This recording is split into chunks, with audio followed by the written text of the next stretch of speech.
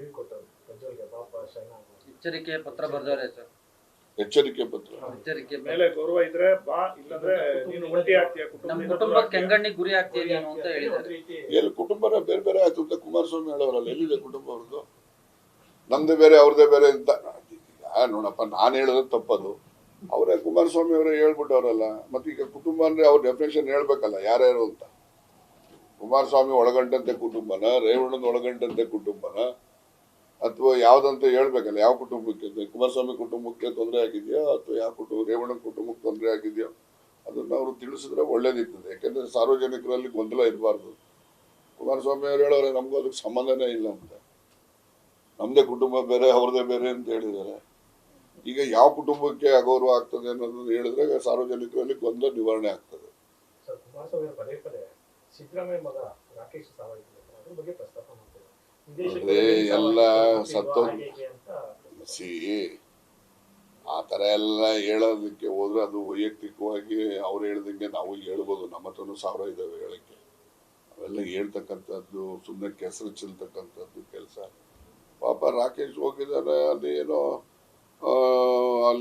ಅಲ್ಲಿನಲ್ಲಿ ಏನು ನಡೀತು ಅಂತ ಏನು ಅವ್ರಿಗೆ ಗೊತ್ತಾ? ಯಾರಿಗೂ ಗೊತ್ತಿಲ್ಲ. ಏನೋ ನಡೆದಿದ್ದು ಸಾವಾಗಿದೆ. ಸಾವಾದವ್ರ ಮನಸ್ಸಿಗೆ ಮತ್ತೊಮ್ಮೆ ನೋವು ಮಾಡ್ತಕ್ಕಂಥ ಕೆಲಸ ಯಾರು ಮಾಡಬಾರ್ದು. ಯಾರಿಗಾಗಲಿ ಮನ ನೊಂದಿರುತ್ತೆ ಅವರಿಗೆ. ಆ ನೊಂದಂಥ ಮನಸ್ಸಿಗೆ ಮತ್ತೆ ನೋಯಿಸ್ತಕ್ಕಂಥ ಕೆಲಸ ಯಾರು ಕೂಡ ಮಾಡ್ತಕ್ಕಂಥದ್ದು ಸರಿಯಲ್ಲ. ಅದನ್ನೇ ಸರ್ ಕುಮಾರಸ್ವಾಮಿ ಅವರು ಹೇಳ್ತಾ ಇರೋದು. ಸಿದ್ದರಾಮಯ್ಯ ಅವರು ಮಾತಾಡಿ ಅಲ್ಲೆಲ್ಲ ಸಭೆ ಮಾಡ್ತಾ ಇದ್ದಾರೆ, ಲಾಯರ್ ಜೊತೆ ಡಿಸ್ಕಷನ್ ಮಾಡ್ತಾ ಇದ್ದಾರೆ, ದೇವೇಗೌಡರು ತೊಂದರೆ ಕೊಡಬೇಡಿ ಅಂತಾನೆ ಕುಮಾರಸ್ವಾಮಿ ಅವರು ಹೇಳ್ತಾ ಇದ್ದಾರೆ. ನೋಡ್ರಿ, ನಿಮ್ಗೆ ಹೇಳ್ಬೇಕು ಅಂದ್ರೆ ಸರ್ಕಾರದಲ್ಲಿ SITಗೆ ಫ್ರೀ ಹ್ಯಾಂಡ್ ಇದೆ. SITಗೆ ಯಾವೊಬ್ರು ನಮ್ಮ ಮುಖ್ಯಮಂತ್ರಿಗಳಾಗ್ಲಿ, ಮಂತ್ರಿಗಳಾಗ್ಲಿ, ಗೃಹ ಸಚಿವರಾಗ್ಲಿ ಅಥವಾ ಹಿರಿಯ ಅಧಿಕಾರಿಗಳಾಗ್ಲಿ ಯಾರೊಬ್ರು ಕೂಡ ಯಾವುದೇ ನಿರ್ದೇಶನಗಳನ್ನ ಕೊಡುವಂಥದ್ರಾಗ್ಲಿ, ಅಲ್ಲಿ ಏನ್ ನಡೀತಾ ಇದೆ ಅಂತಕ್ಕಂಥದ್ದು ತಿಳ್ಕೊಳ್ಳಿಕ್ಕಾಗ್ಲಿ ಯಾರು ಪ್ರಯತ್ನ ಮಾಡಿಲ್ಲ. ಅವರಿಗೆ ಫ್ರೀ ಹ್ಯಾಂಡ್ ಇದೆ. ಮತ್ತು ಅಲ್ಲಿರ್ತಕ್ಕಂಥ ಅಧಿಕಾರಿಗಳು ಕೂಡ ದಕ್ಷಿಣಿದ್ದಾರೆ. ಅವರು ಏನು ಕಾನೂನು ಪ್ರೊಸೀಜರ್ ಏನು CRPC ಇದಾವೆ ಇವನ್ನೆಲ್ಲ ಸರಿಯಾಗಿ ಫಾಲೋ ಮಾಡಿ ಅವರು ಯಾರು ಕಲ್ಪ್ರಿಟ್ಸ್ ಇದ್ದಾರೆ ಅವರನ್ನ ಶಿಕ್ಷೆಗೆ ಒಳಪಡಿಸೋಕೆ ಏನು ಮಾಡಬಹುದಾಗಿದೆಯೋ ಅದೆಲ್ಲ ಪ್ರಯತ್ನವನ್ನು ಮಾಡ್ತಾರೆ.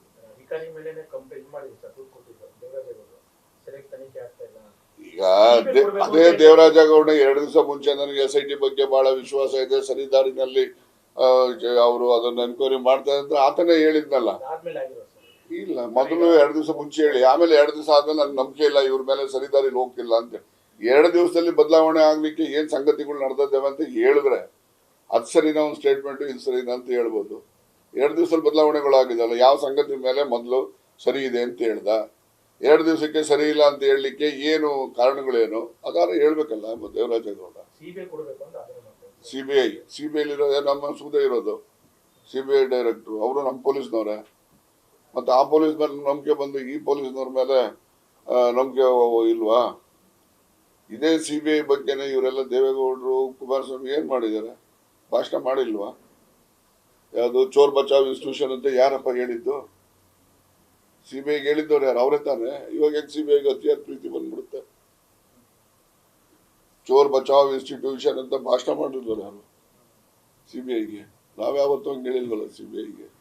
ಕೇಂದ್ರದಲ್ಲಿ ಯಾವುದೇ ಸರ್ಕಾರ ಇರಲಿ, ಅಧಿಕಾರಿಗಳಿಗೆ ಯಾವುದೇ ಸರ್ಕಾರ ಇದ್ರೂ ಕೂಡ ಅವರು ಅನ್ಯಾಯನ ಅಥವಾ ಕಾನೂನಿನ ವಿರುದ್ಧವಾಗಿ ನಡೆಯುವಂತ ಮನಸ್ಥಿತಿ ಯಾವ ಹಿರಿಯ ಅಧಿಕಾರಿಗಳಿಗೂ ಬರೋದಿಲ್ಲ. ಅವ್ರಿಗೇನು ಯಾರ ಅಧಿಕಾರಕ್ಕೆ ಬಂದ್ರು ಅವ್ರು ಇದ್ದೇ ಇರ್ತಾರೆ.